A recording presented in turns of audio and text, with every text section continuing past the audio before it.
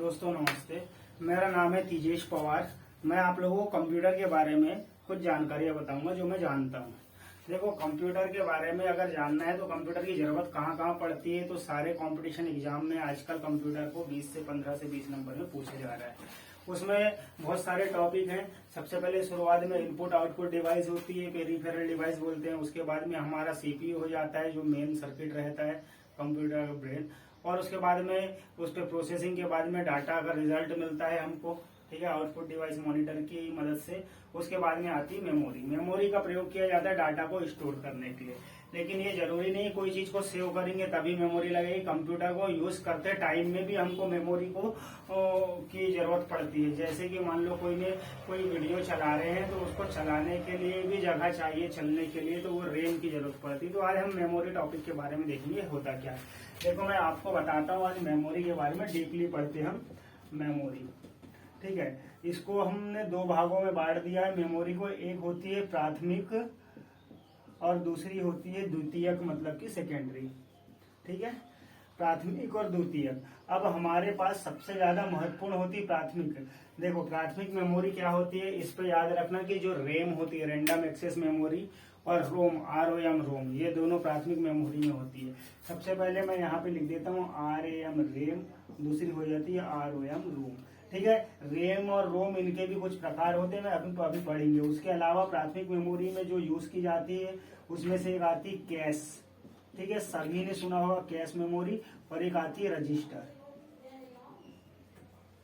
Register. अभी एक question में एक और वर्ड आ रहा है फ्लिप फ्लॉप। ये 0 होगा या फिर 1 होगा, तो ये फ्लिप फ्लॉप सबसे छोटी मेमोरी कही गई है। अब यहाँ पे मैं आपको बताता हूँ कि ये सारी की सारी प्राथमिक मेमोरी है, लेकिन प्राथमिक मेमोरी का काम डाटा को स्टोर करना नहीं होता। बस कंप्यूटर जब चलते रहता है तब उसकी मदद करती है डाटा को एक्सेस करने में, कंप्यूटर तक पहुंचाने में। हमारे कंप्यूटर में सब कुछ काम करने वाला होता है सीपीयू।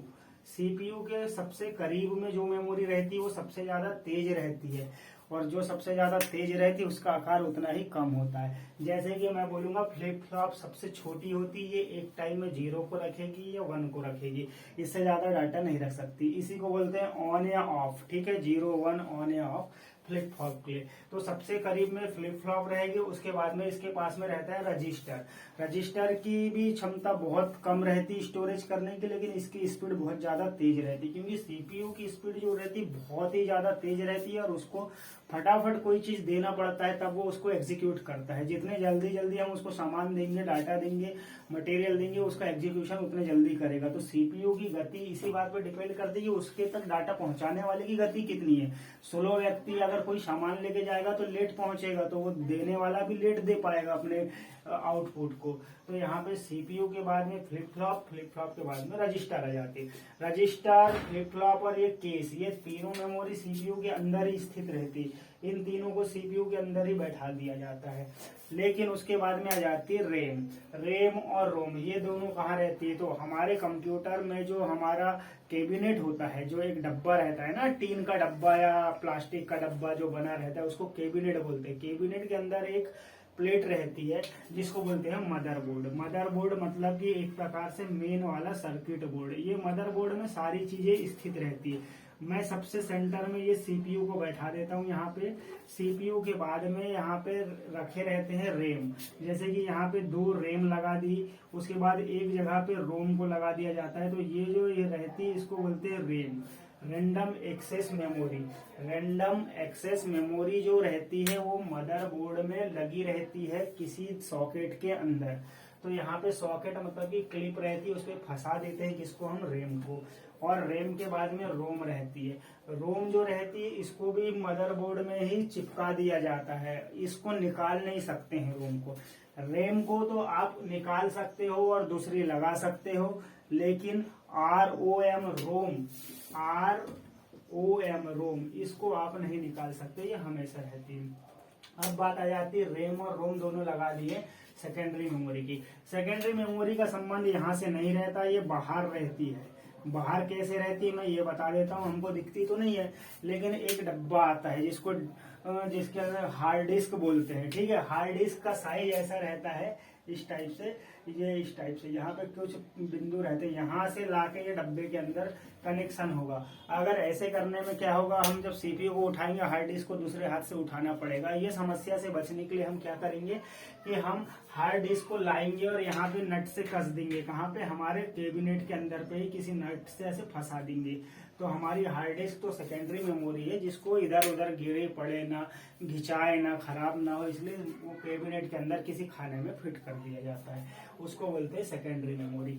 सेकेंडरी मेमोरी के अंदर बहुत सारी मेमोरी आती है, जिसमें से एक हार्ड डिस्क हो गई, ठीक है, हार्ड डिस्क हो गई, उसके बाद फ्लॉपी डिस्क हो गई, जिसका साइज होता था बहुत ही कम 1.44 MB, जो कि आजकल बंद हो गई, फ्लॉप हो गई, मतलब बंद हो गई फ्लॉपी डिस्क। वो दोनों में ही मैग्नेट का यूज किया जाता था।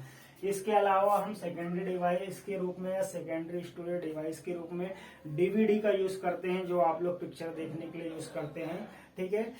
डीवीडी, सीडी, ब्लूरे डिस्क, ठीक है, ये सारी सेकेंडरी डिवाइस के अंदर आती है। हमारी पेन ड्राइव जो होती है, ये दोनों ही प्रकार के गुण दर्शाती है, हमारी रोम और रैम दोनों टाइप के, लेकिन इसको भी सेकेंडरी स्टोरेज डिवाइस के रूप में लिया जाता है।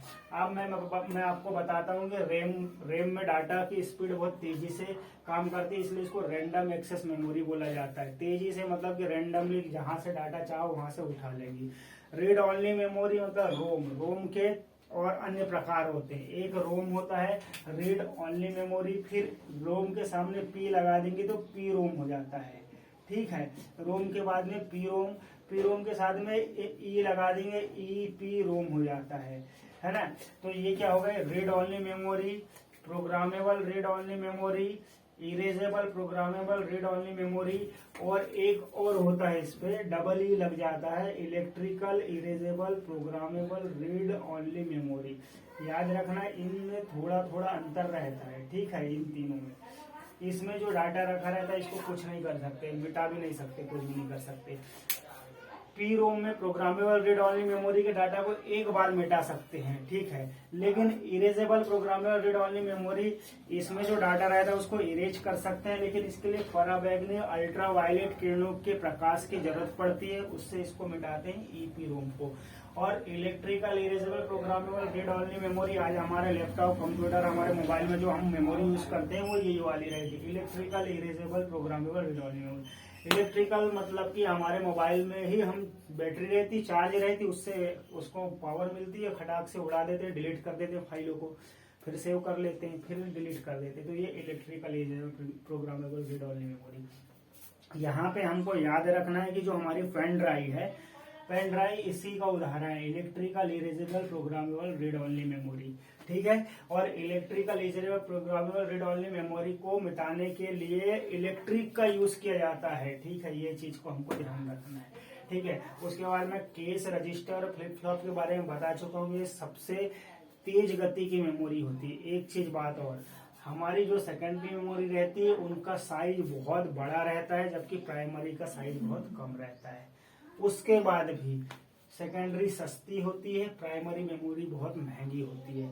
हम जब मोबाइल खरीदते हैं तो उस पर देखते हैं तो हमारी प्राइमरी मेमोरी रैम कितनी कम रहती, 4 GB, सेकेंडरी स्टोरेज में रोम कितनी रहती हमारी 64 GB, 128 GB, और 1 GB रैम बढ़ता तो रेट भी बढ़ जाता है 1000 रुपए। अब हमारे पास आ जाता है मेमोरी यूनिट में डाटा को डिलीट करते हैं तो कहाँ चला जाता है। जब हम कंप्यूटर से मेमोरी से कोई सी भी डाटा को डिलीट करते हैं तो वो हमारे रिसाइकल बिन में चला जाता है। आजकल रिसाइकल बिन को ट्रेस बिन भी बोला जाता है, ठीक है। रिसाइकल बिन से अगर आप डाटा को वापस ले सकते हो तो वो वापस उसी लोकेशन पे जाके सेव होता है जहां से आपने उसको उड़ाया था, और वहां से हटा देने के बाद रिसाइकल बिन से फिर डाटा हमको नहीं मिलता है। Thank you.